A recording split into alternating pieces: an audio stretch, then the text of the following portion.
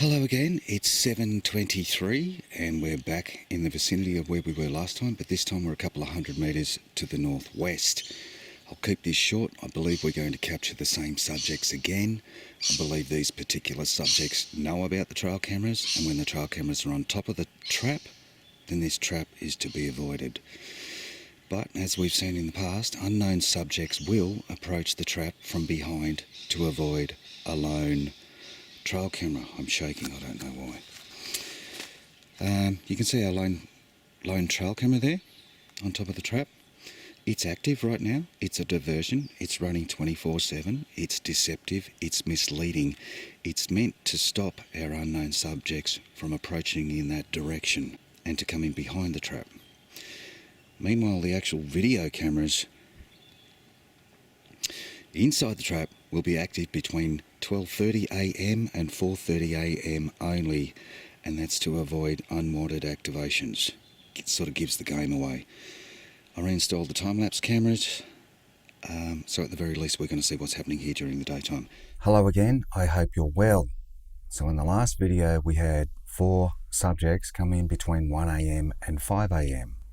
One subject comes straight through the setup, but the other 3 subjects skirt around the setup. This time I set up the cameras to activate between 1 a.m. and 4:30 a.m. in the hope to catch those subjects, but again, we didn't catch anything on the cameras. The audio recorder caught what appeared to be a number of heavy running subjects during daylight hours. When I checked the time-lapse footage, I found a number of wallabies and 1 kangaroo. Looking at the audio impacts of the kangaroo alone, I realised that my charts were more than likely wrong. We do have one piece of audio of what I believe to be a yowie walking and barking that we can compare, but there's no significant difference between those impacts and step lengths to a kangaroo or wallaby.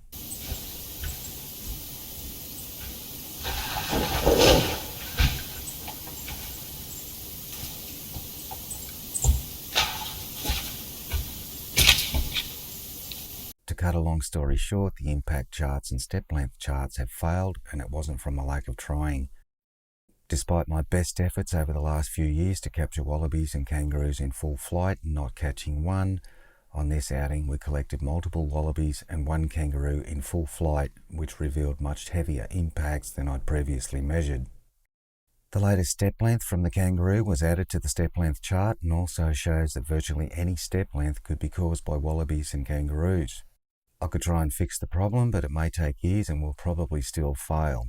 I'm sorry for the runaround, but after this new information, I now have to face the fact that it doesn't work. It's not a complete loss though, and we can still use our volume chart and direction calculations as a reference to map out subject locations, movements and behaviour. And we can still use the method of measuring subject step lengths to identify individuals. On Wednesday the 30th of November 2022 at 7:30 p.m. at dusk, we collected footstep audio. One of the audio recorders stopped working and I can't tell exactly where this is coming from, but the signal is strongest to the east.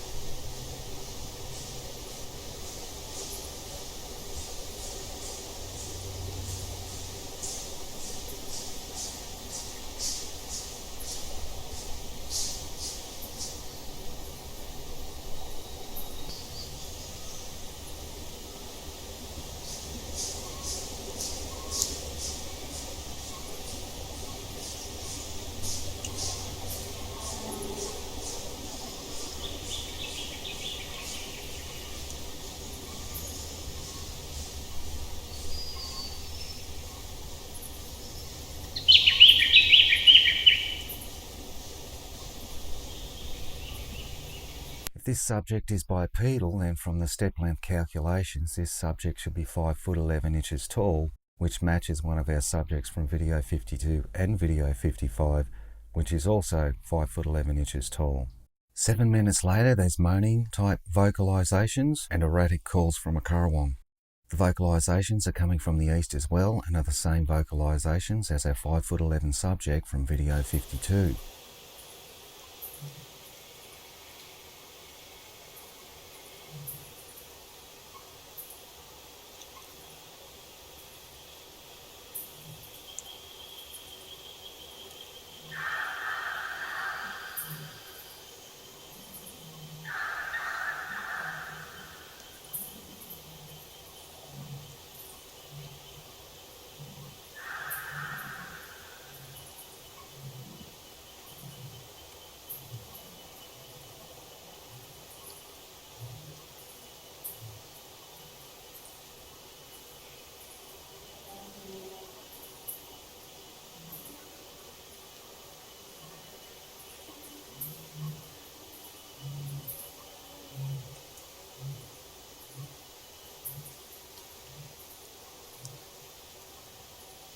On Thursday, the 1st of December last year at 3:53 a.m, we collected what appears to be snorting, exhaling and stomping coming from the west.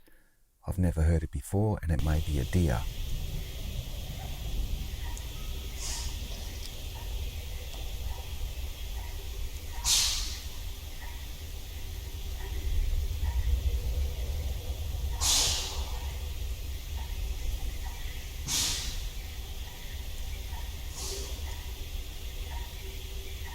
But 30 minutes later, also from the west, we collected what sounds like a stick being slammed on the ground.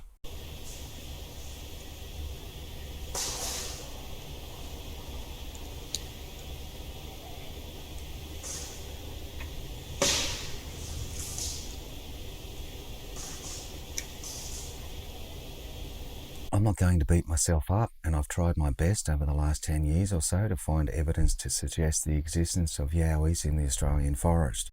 Overall, I think we've done pretty well enough to prove beyond a reasonable doubt that something's going on in our forests. Or at the very least, we've created enough doubt that the general public and scientific community might now wonder if yowies are actually real. That one little piece of kangaroo audio was enough to trample the rest of any enthusiasm I had left. This isn't the end of the channel, but it is the end of any attempt to upload videos with any frequency. Life is short, and I don't want to waste too much time chasing something so elusive that I may never actually get the video we always wanted. But I also now have other hobbies which are far more appealing than trudging through the forest and trawling through hundreds of hours of audio and time-lapse footage.